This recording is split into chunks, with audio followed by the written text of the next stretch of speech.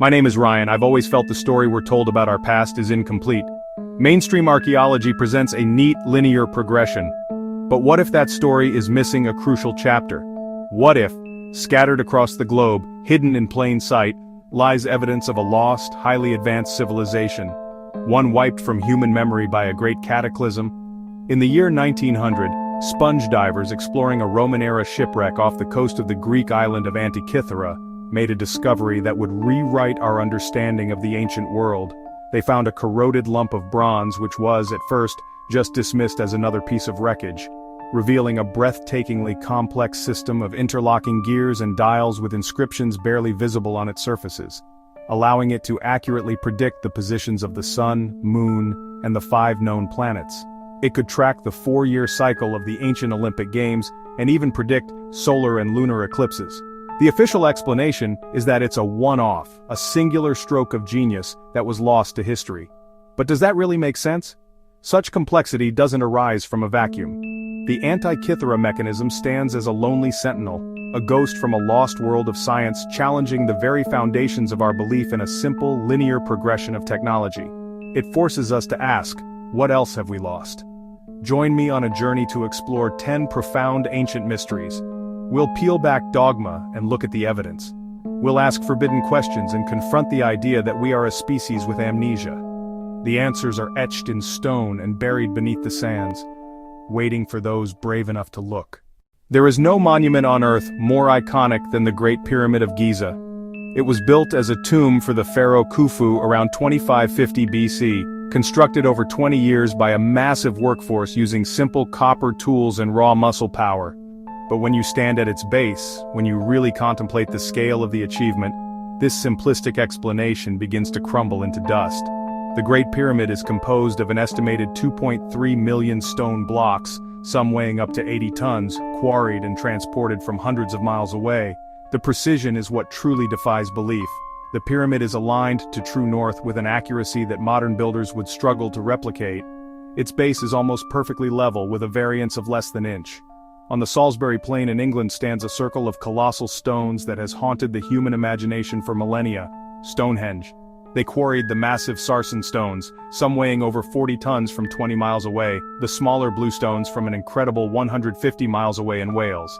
They then shaped them, transported them, and erected them into this magnificent celestial calendar. But again, the simple story fails to account for the sheer audacity and technical skill on display. How did a supposedly primitive society, without the wheel or metal tools, manage such a monumental feat of engineering? The true genius of Stonehenge lies in its astronomical alignments. The entire structure is precisely oriented to mark the solstices and the equinoxes. It's not just a temple, it's a highly sophisticated astronomical observatory built on a megalithic scale.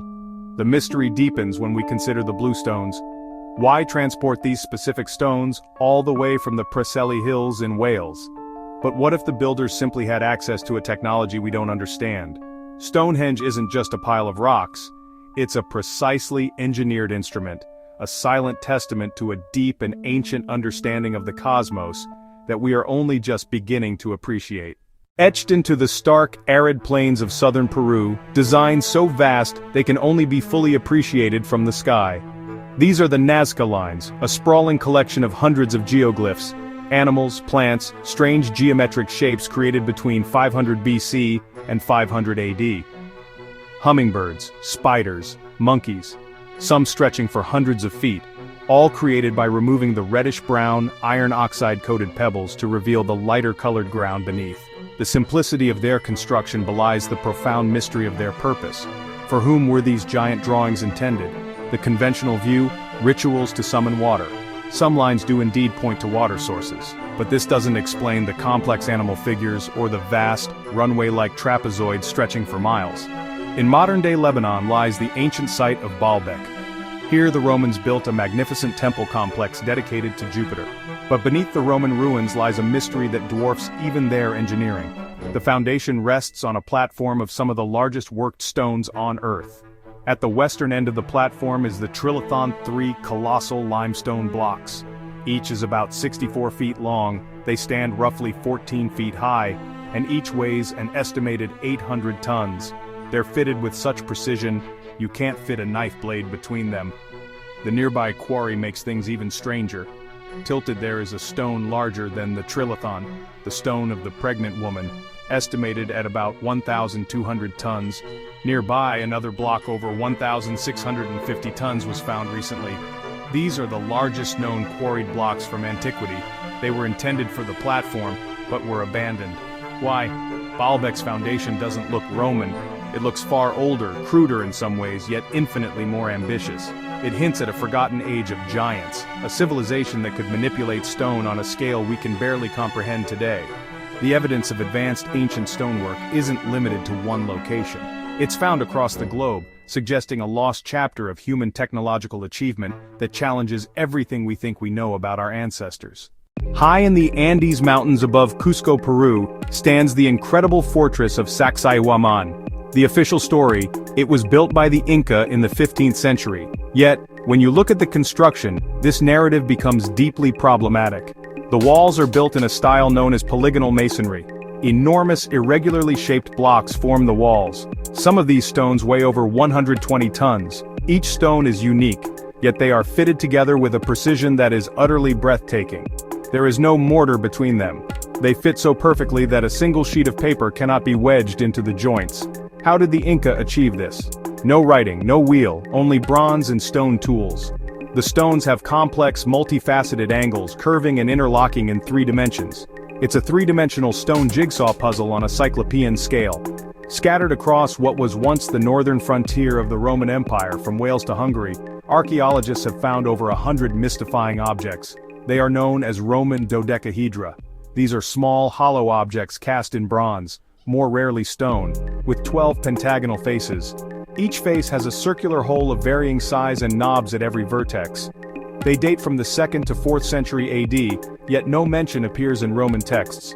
Their function is a complete and utter mystery. Scholars have proposed many theories: candlesticks, survey instruments, rangefinders, dice for a lost game, scepter heads, or simply decorative objects. One popular recent idea: they were knitting tools for making gloves. But that doesn't explain the varying hole sizes, or why such a rare object would serve a common task. The Roman dodecahedron remains a perfect enigma, a common find that tells us nothing, a silent puzzle box whose purpose eludes us completely. In 1938, the director of the National Museum of Iraq, Wilhelm Koenig, stumbled upon a strange object in the museum's collections. It was this small terracotta jar, about 6 inches high, containing a copper cylinder. Inside the cylinder was an iron rod, held in place at the center by an asphalt plug that also sealed the top of the jar. Koenig recognized the components. It looked remarkably like a galvanic cell, basically a simple battery. However, replicas of the Baghdad Battery, when filled with an acidic electrolyte like vinegar or grape juice, have been shown to produce a small but steady electrical current. One compelling theory is that it was used for electroplating, applying a thin layer of gold or silver onto other objects, suggesting a level of chemical and electrical knowledge that is profoundly out of place in our accepted timeline of discovery. Not far from the shores of Lake Titicaca in Bolivia, at an altitude of 13,000 feet, lie the ruins of Pumapunku.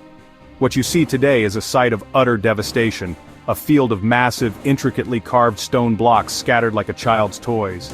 But the stonework here is unlike anything else in the ancient world. The blocks are made of incredibly hard andesite and diorite, and they are shaped with a precision that just seems utterly impossible for a culture that supposedly lacked writing, the wheel, and hard metal tools.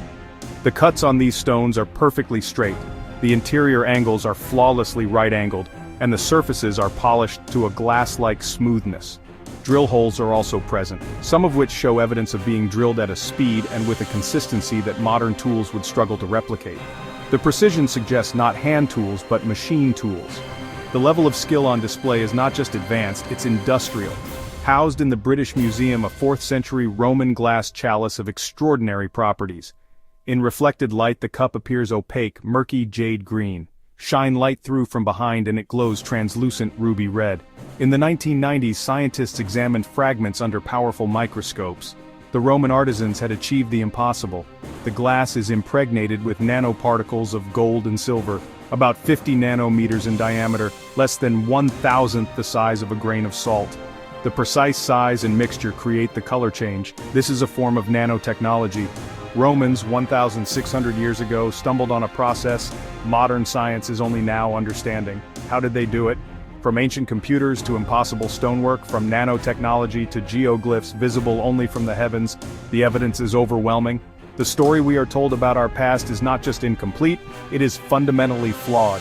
These 10 mysteries are not isolated curiosities. They are pieces of a global puzzle, a pattern of anomalous technology and forgotten knowledge that points to a single shocking conclusion: we are not the first.